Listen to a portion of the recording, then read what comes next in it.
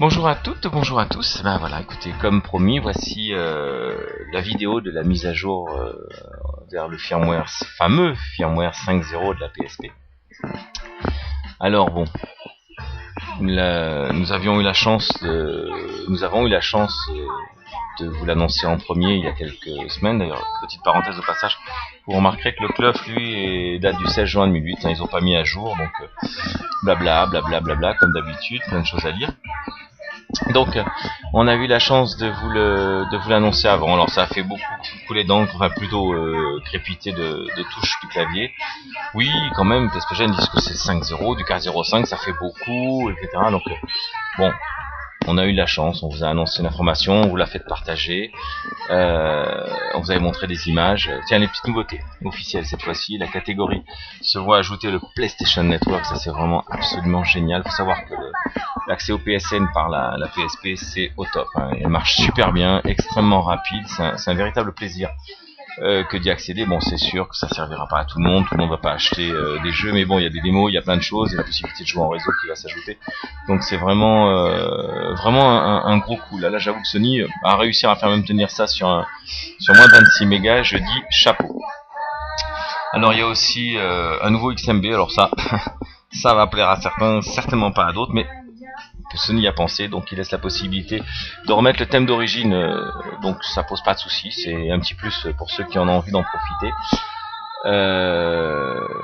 Il y a aussi la possibilité du timer, alors ajouter une timer sous la musique pour s'endormir en musique, c'est sympa, ça manquait pas vraiment, mais c'est un petit plus sympa. Quant à la fonction snapshot, elle n'a pas apparu, mais bon, c'est pas, en même temps c'est pas d'une nécessité absolue, et en même temps, bon, elle existe dans la 5.0 de dev, mais bon, elle existe depuis plus longtemps que ça. Il faut savoir que les premières traces de ce plugin de Snapshot avaient été trouvées dans le 3.7x à l'époque, septembre 2007, si je me souviens bien. D'ailleurs, un article de Maxime, à l'époque, relatait un petit peu tout ce qui avait été trouvé comme fonction cachée qui n'était pas utilisée dans le firmware à cette époque-là.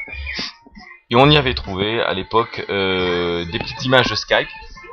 Ce qui nous avait fait écrire d'ailleurs que peut-être que l'icône Skype c'était Go Messenger, enfin c'était encore un petit peu confus puisqu'on savait pas, hein. C'était, je rappelle, les icônes cachées à l'époque, aucune annonce avait été faite, aucune information, et c'était à cette époque là aussi que le plugin Snapshot avait été trouvé. D'ailleurs il y est toujours, hein, dans le firmware, il n'est toujours pas utilisé, mais il existe. Alors il n'est pas activable pour l'instant, mais il est toujours là, donc Sony c'est quand vous voulez. Mais bon, pour revenir à notre fameux 5.0 du jour, franchement, je dis, beau lire ce que vous dites, on peut vous dire ce qu'on veut.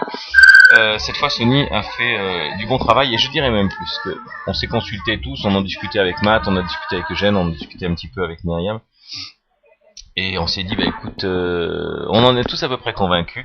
On pense que le 5.0 est la version 4.0 que je pense que Sony voulait sortir, et ce fameux 4.0 avec juste l'ajout du module de recherche est né vraiment qu'un épisode de plus pour faire patienter, en fait, parce qu'il devait être en retard pour une raison X ou Y, et rester de longs mois sans firmware, c'était peut-être dans cette période difficile pour la PSP, montrer qu'il n'y avait plus d'activité du côté de Sony. Donc peut-être que ça nous a fait patienter, que du 4.0 s'est transformé en 5.0, en tout cas c'est comme ça qu'on le voit.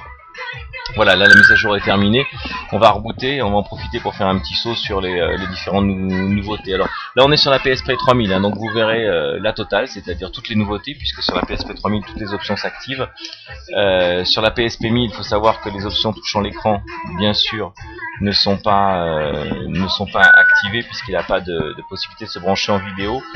Et sur la PSP 2000, ce qui ne s'affiche pas, c'est la partie qui active la luminosité supérieure de l'écran.